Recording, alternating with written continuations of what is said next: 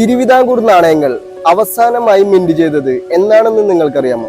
1946 ശ്രീ ചിത്തിര തിരുനാൾ ബാലരാമവർമ്മ 2 നാണയങ്ങളാണ് പുറത്തിറക്കിയത്. അതിലെ ഒരു കോയിനെ കുറിച്ചാണ് ചില്ലറക്കാരൻ ഇന്ന് പറയാൻ പോകുന്നത്.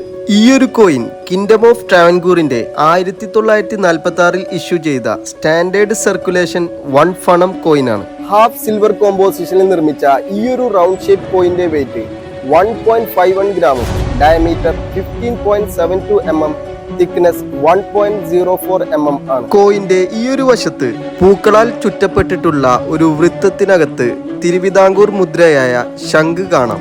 കോയിന്റെ മറുവശത്ത് ഒരു ഡോട്ടഡ് സർക്കിളിനകത്ത് 1 ഫണം എന്നും 1121 കൊല്ലം ഇറ എന്നും കാണാം.